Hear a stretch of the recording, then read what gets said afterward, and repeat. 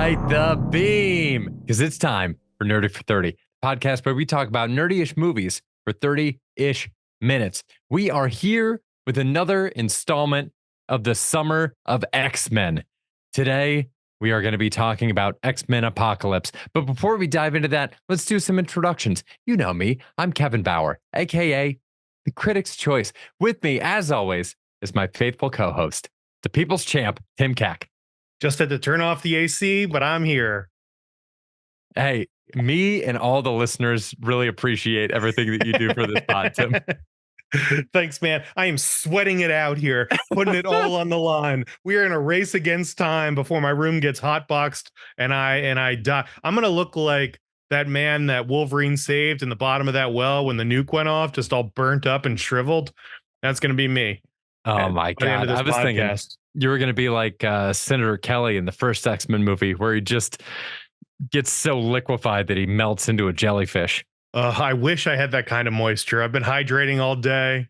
I'm going to be a dried out, sweaty mess, I guess.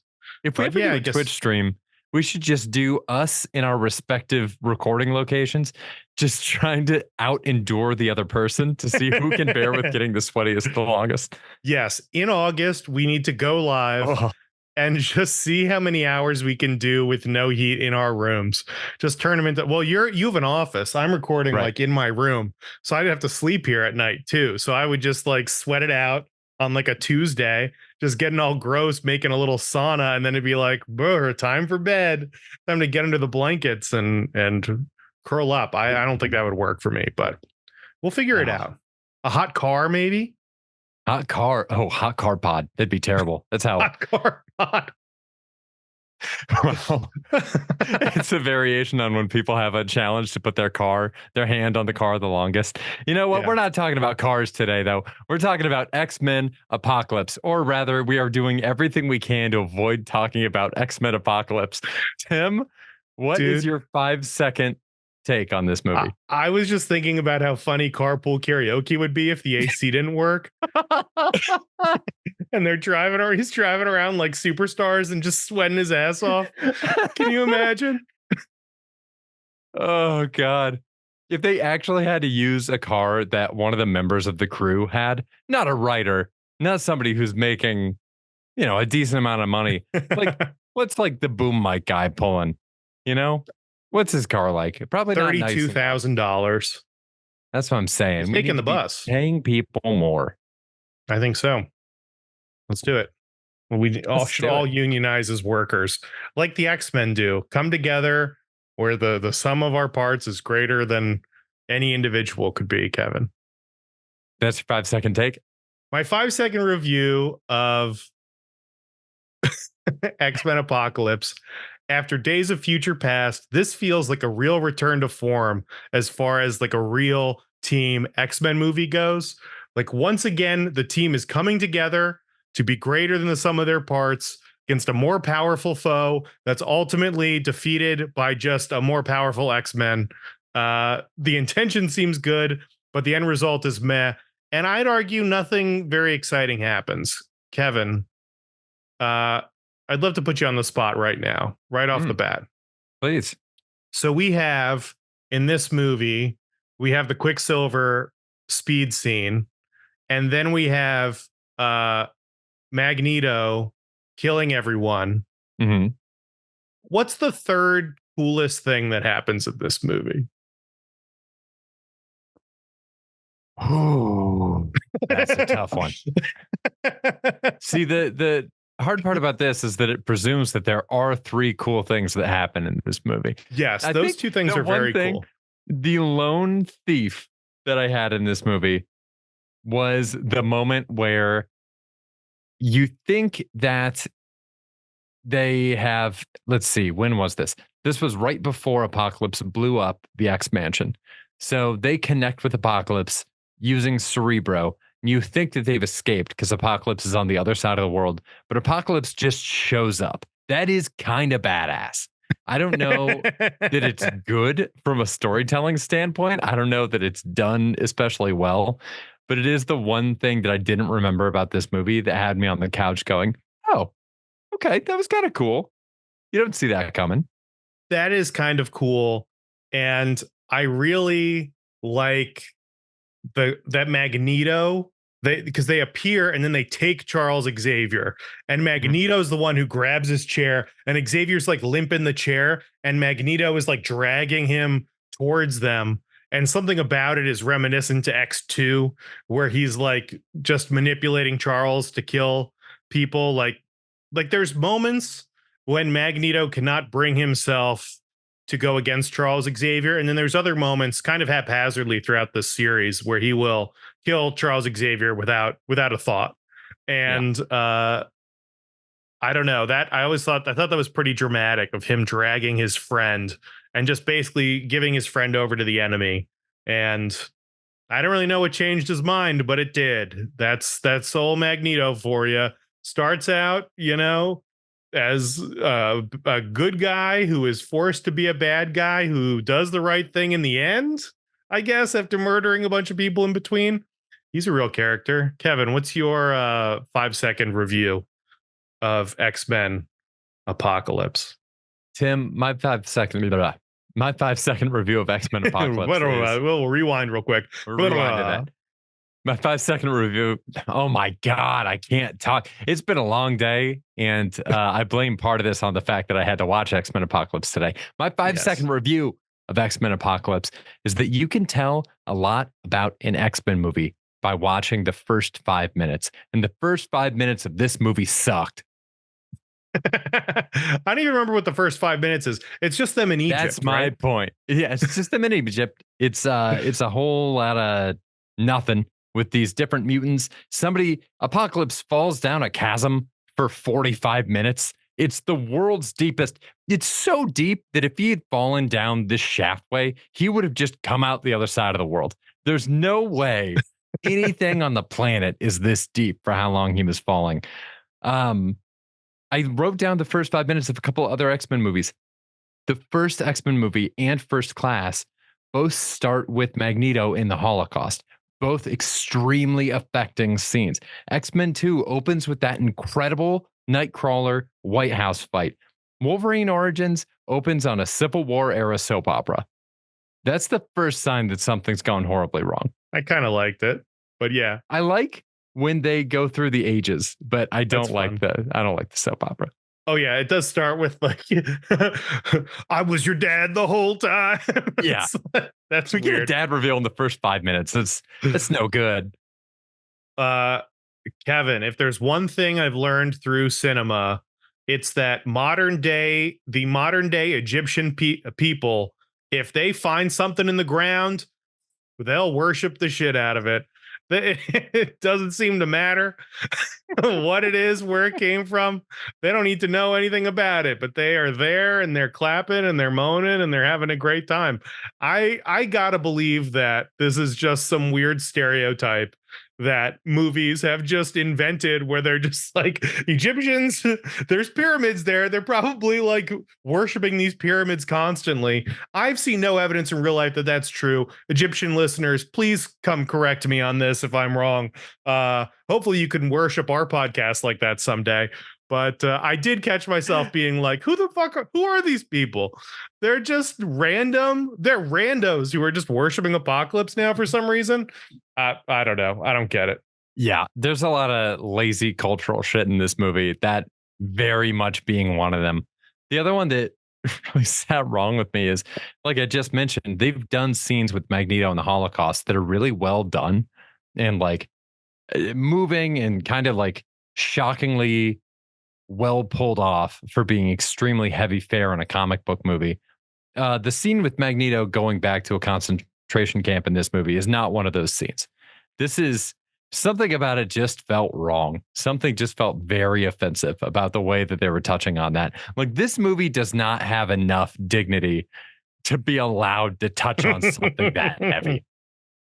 It's Olivia Munn's got to feel weird in that Psylocke costume, Yeah. just hanging out at Auschwitz. Like, that's crazy.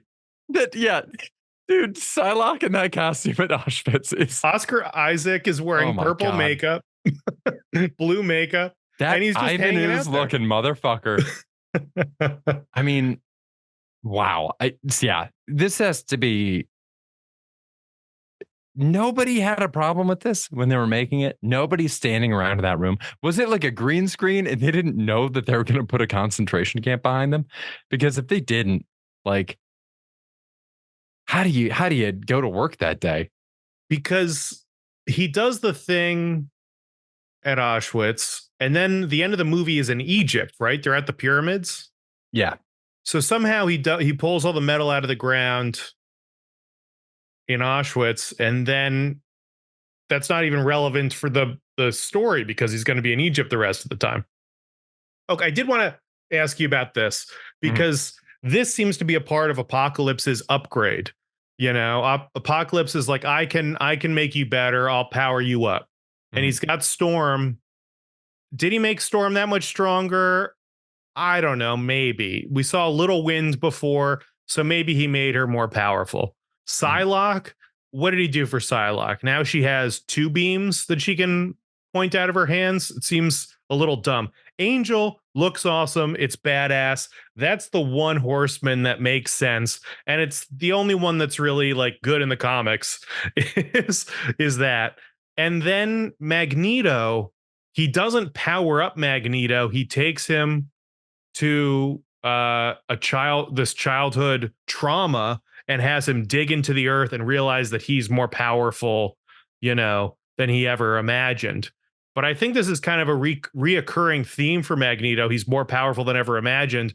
And then, the next movie we watch, he's going to struggle to rip a subway out of the ground. So it just kind of fluctuates. I guess he has the power to destroy the earth when he's in the mood, but then he can't beat Apocalypse. So it's weird. The whole thing's weird. I don't know. I don't love it. I don't love this. I don't love this thing. I'm not crazy about it, Kevin. It's not Yeah, my this is pretty favorite. awful. This is, as you say, one of the bad ones. do you No think question. do you think Apocalypse helped any of these people out? Mm. Storm's hair is cooler now. That's true. Uh, so that's an upgrade that who knows if she would have made on her own. That's a pretty bold swing, but it really worked out for her. Um, I don't Hmm. think he helped Magneto. I think he pissed Magneto off. And it seems like his powers are really tied to his emotional state. I mean, this stuff with he and his family in this movie, very hard to watch. It really, truly did suck to watch him finally in a state of happiness and then have that, as all things must be, ripped away from him. But I don't know that Apocalypse helped him at all. He just kind of pushed him to that edge where his powers get more volatile. Archangel, I want to talk about that because you said that Archangel looked cool, and I disagree. I think he looks dumb. I think just replacing somebody's wings with metal is dumb. I think it's a dumb upgrade. Everybody else has like you mentioned with Storm, she could do little wind things before, and then afterwards, she's no mega level mutant. She can control all weather. Um, I forget who. Oh yeah, Psylocke. Oh, okay, yeah. She has So two pointy things. yeah, she's got. I mean, that's 100% increase in the number of pointy things she has, but still very dumb. I want to see Apocalypse makes sense as somebody who could unlock that second level of mutation in somebody. The way in the comics they started introducing this thing where some people started having secondary mutations, which explains how Emma Frost is both a telepath but can turn her skin into diamond and all that. He makes sense as a logical source of that.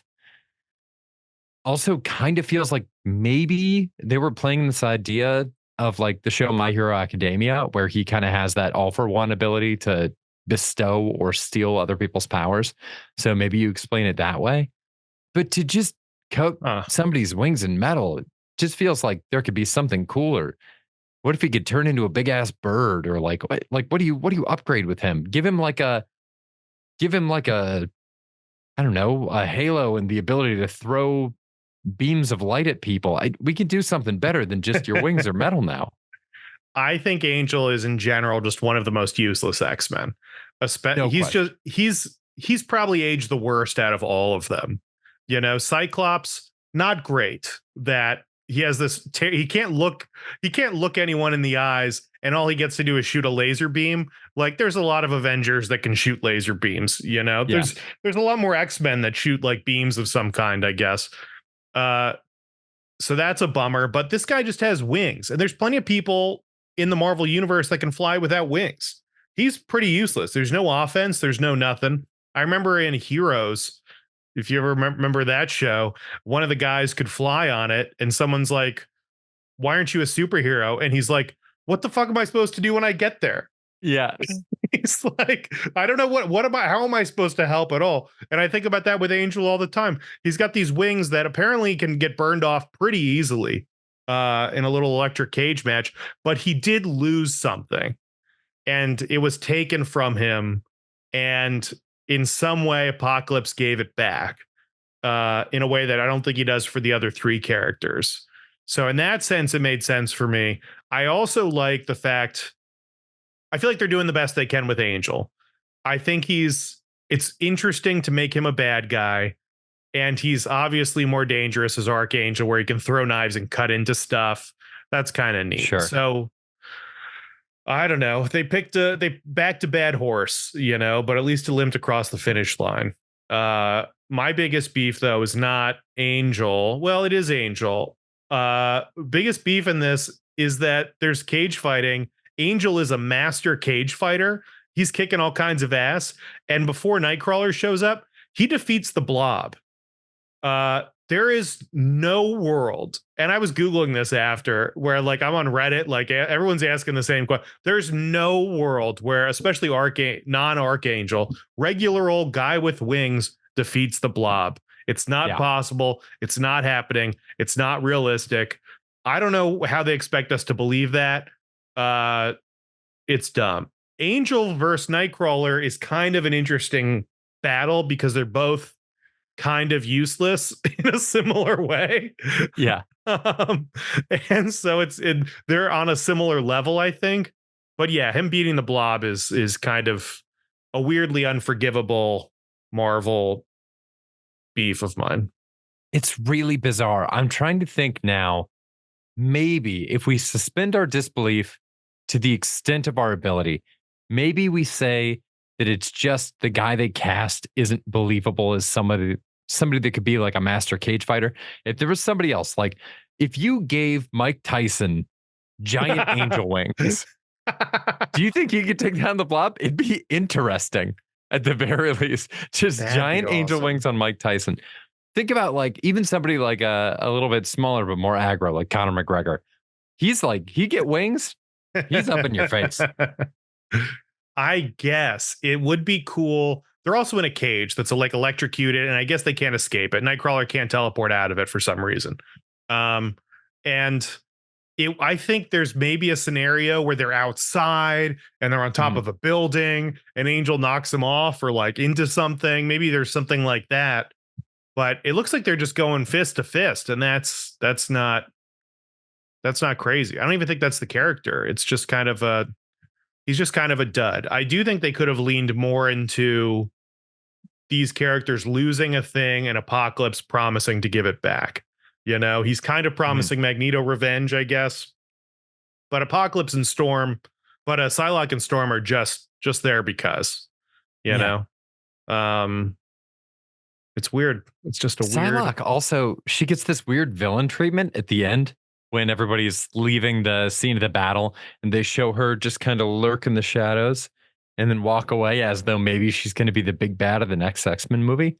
No, we're never going to see her again. We barely saw her in this one.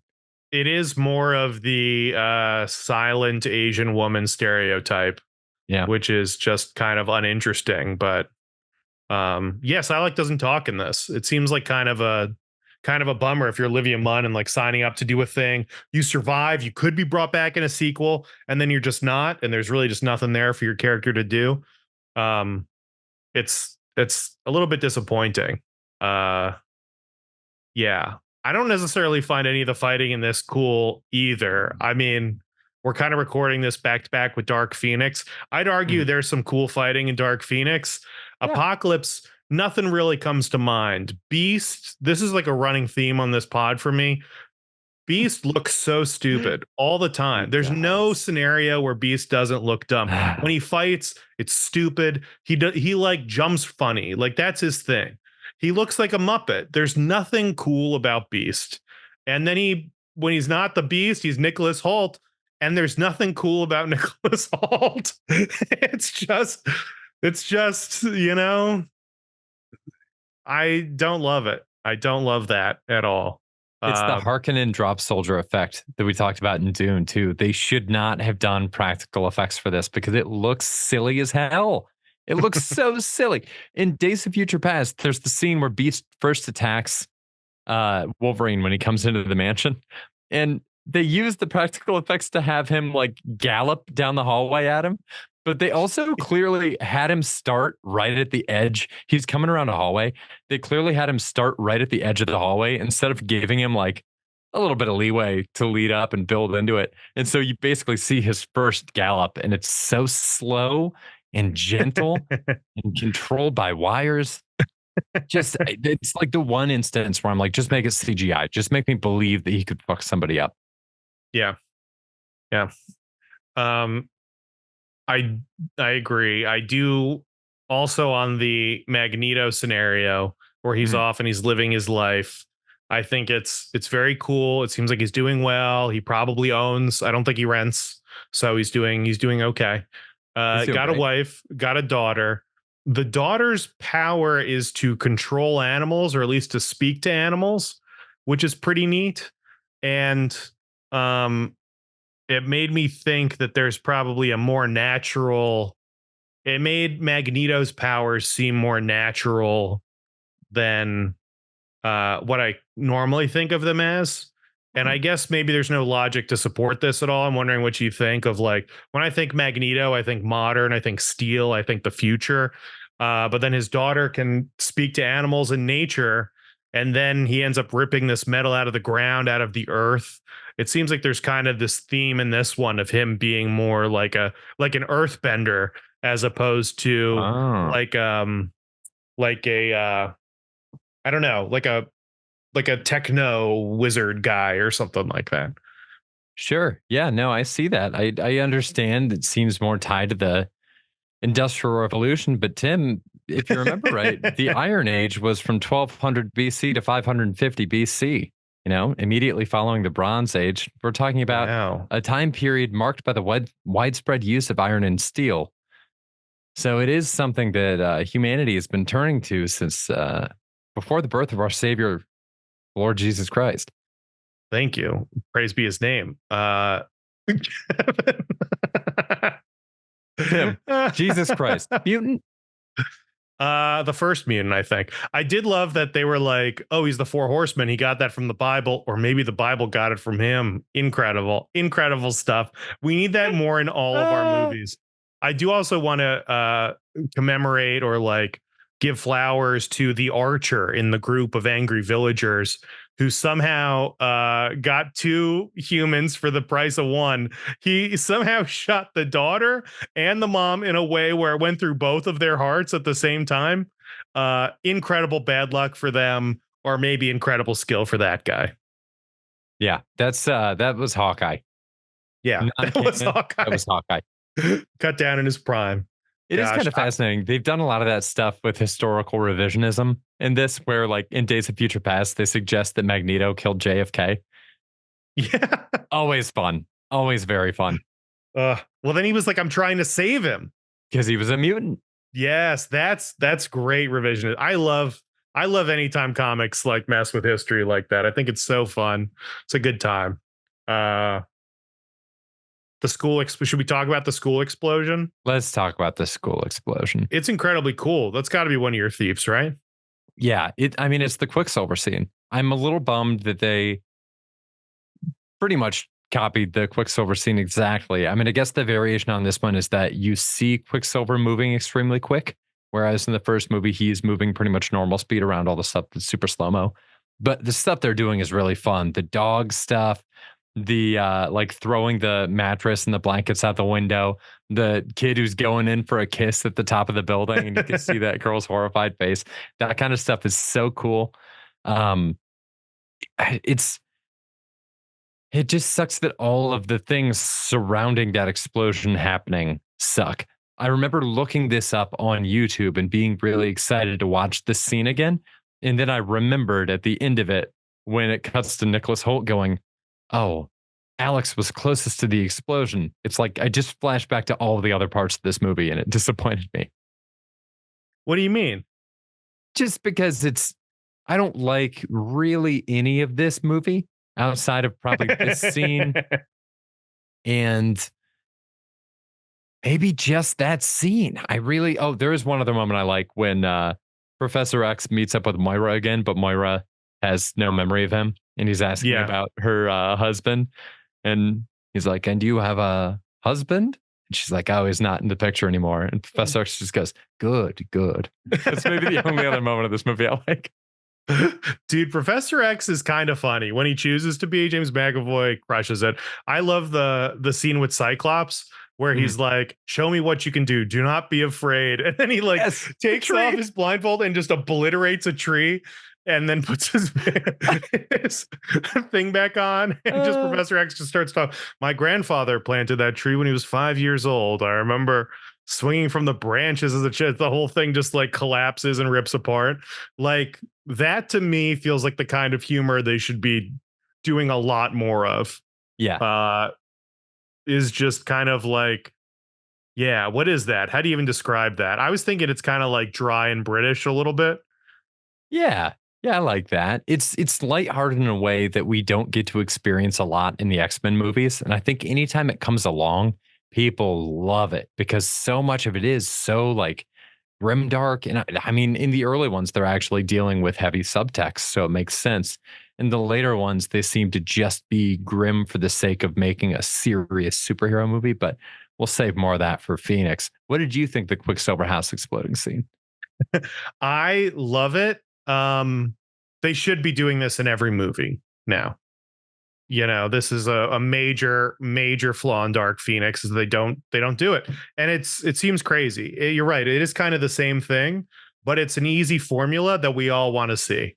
Yeah. I want to see everything stop. I want a music video, Quicksilver moving stuff out of the way. It seems cool. I'm sure there's other ways you could do it.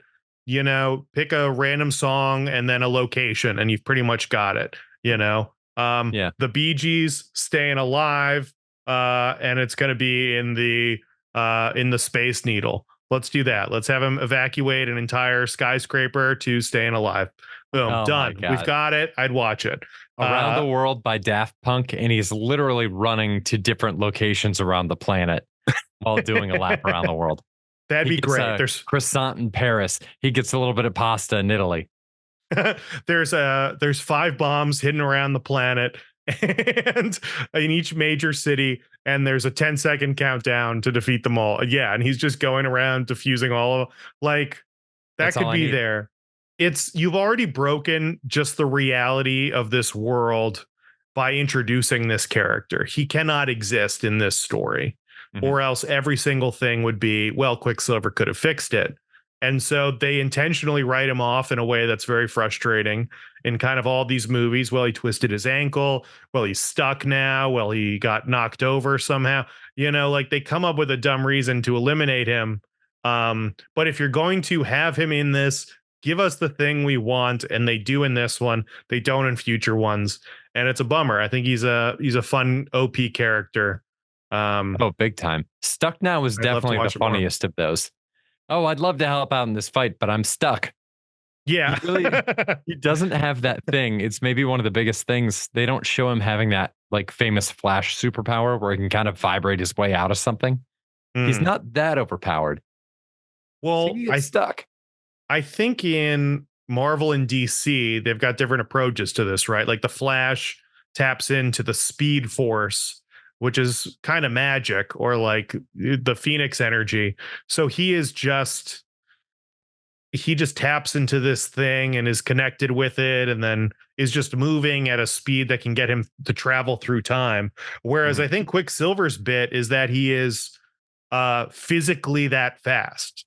There's no tapping into anything. He's just like incredibly fast. So he's like proportionally stronger to deal with all of that stuff. And I think that makes him a more interesting character. But in the comics, I mean, he could never do something like this. They obviously pumped it to the extreme to make it fun. And it's great. Why not? I wish Yeah. there was more fun in these movies, Kevin, I because the know, X-Men are man. fun. They do some sad, depressing shit, and then they all go play baseball together and talk trash. You know, Yeah. like there is a lightheartedness to the and a goofiness to the X-Men that I wish we got to see more of in this movie in particular. Damn, I would kill to see just one of the X-Men baseball games on film. I really hope that's something. I was thinking about how we want to see a long period of time progressing with these characters. We want to feel like we have a lot of history with these characters and we have a good cohesive idea of what they do. And I don't know that any superhero movie has done as good of a job expressing time passing like that and giving us like this storied history with all these characters, as well as like the Shawshank Redemption. But then I was reading about it in the Shawshank Redemption. I didn't realize that watching it, but then in hindsight, it's super obvious. It's basically broken down into like 9 smaller vignettes that all piece together and take place in the same prison. And Mm. then, go from there. So I would love to see one of the relaunches in the MCU, whether it's Fantastic Four, whether it's the X-Men movie a couple years later, take a similar approach. Imagine if we got a movie where over the course of it, we got to see them basically do like 8 mini missions that added up to one big story arc. I I love this. I mean, I've thought about this a lot where I like just start the movie in the middle of a mission, have them just Yeah. defeating the Juggernaut and then go from there, you know, like or why does it have to be Apocalypse? Why can't we see them stopping bank robbers? Mhm. You know, like really just like down to earth stuff. You know, some mutants are holding people hostage in a building. Let's see what they do. How do they get out of that? How do they work as a team to overcome this obstacle? And then move on to something else. Like that gives them a chance to goof off. They're like in their elements. We get to see how well they work together. We get to see them do the thing. And that's, an unsatisfying thing about these movies is that like somehow I want more and but they're not giving me the thing I want somehow. Yeah. Um I did want to get this in before the end of the pod is the Quicksilver Magneto connection Oh, yeah. uh is funny because he's just like, yeah, my mom hooked up with a guy who could control metal, and like the timeline doesn't really track because she's been in America and he's just been in Europe pretty much. Like he would have had to come to Europe, like she must have been backpacking or something. Like there maybe like there's some kind of complicated story here. And so he's like, I'm gonna go tell Magneto I'm his son, and he can't do it. And Mystique kind of like looks at him, looks at Magneto, and he's not taking the opportunity. So she's just like, "You've got more family than you know." And then at the end, it's like, okay, we're just keeping this under wraps, I guess. These are like his best friend. I mean, Mystique is like, aside from Professor X, probably his most intimate connection. Mhm. And she is not going to tell him this secret. And then at the end of the movie, Storm just walks up to Quicksilver and goes, Mystique told me Magneto's your father. Are you going to tell him? And it's like, what the fuck, Mystique? Just tell everybody then. Why'd you tell Storm? Like, just make an announcement, mass text everybody. Like, what? Mystique is either the worst secret keeper, or I bet that's it. They're just like, well, we'll just all as a group keep this from Magneto. It's so dumb. And I don't think they address it at all in Dark Phoenix. This is just an unresolved thread. Yeah. Yeah. They just skirt right away from it. How many secrets do you think Professor X has wiped from each other's minds? Like he just calls her into the Oh, office and is like, gosh. God damn it, Raven, I can't keep having you do this. I was just picturing like, every time Professor X messes up, he just like erases their minds. Yeah. Like that Rick and Morty bit where he's just He spills a like little bit of he's coffee on himself. Gone. yeah, they laugh and he's just like mind wiped. He's like, we'll all forget this happened, and just immediately. And so then they're all just like, wow, Professor X, pretty cool guy. What if that was his whole thing? Was just like, I'm not gonna manipulate anybody, I'm not gonna take over their minds, but I am gonna make them think I'm a pretty cool dude. Oh my There's God. That's just so funny. just a hint in the back of their minds, like, dang, Professor's really rocking that shirt. He's a cool dude. That'd be such a funny bit in like an X-Men comedy if you jumped in, if like Gene checked somebody's memory of an event that Professor X was involved in, and they jump into the memory, and he's wearing a leather jacket and shades, and he's got this beautiful head of hair. He could just convince everyone he has hair too, right? Yeah. Yeah, so why not just get everybody to think you have awesome hair? Yeah, he's rad. Any Yeah. other final thoughts on this, Kev? I made a reference to this earlier, but Apocalypse looks just like Ivan Ooze, just like him. Yes. Yeah, he does. Ivan Moose was better. That's a much better movie. This is way better. I feel so bad for Oscar Isaac. He's better than what they gave him. A lot of people are better than what they were given in this movie, I think. But listener, what do you think? Are we wrong? Are we super right? Spoiler alert, we're super fucking right. Let us know. Send us an email, nerdy430@gmail.com. We'll read it on the show. We'll be back here again next week with Dark Phoenix. Yes. Till then, thanks for listening. Stay nerdy, everybody. Stay nerdy, everybody. Bye. Bye. Justice for Havoc. He was done Justice dirty. for Havoc, dude. He was kind of cool. I like the actor they have playing Havoc in this. I didn't like him in First Class. I liked him in this. He's like the only recurring. It feels like he's the only recurring character in all these movies. Right? He's definitely not, but it is great to see him again. Yeah. I love it. It's so, I mean, the hula hoop thing sucked. They did him so dirty with the hula hoop thing. Yeah. But I mean, still, I like the actor. I wish he could have had a better shot. I do like in these movies that Professor Xavier will like let different X-Men push his wheelchair. Yeah. And so like when he's got Havoc pushing his wheelchair and accompanying him, it's cool. You know, in the originals, it was Cyclops. And then, you know, in the next one, it's like the younger guys. And it just seems like he's always got like a couple X-Men with him. And it's a fun rotating cast for the fantasy in me. But yeah, it's cool. Anyway, stay nerdy. Bye. Bye.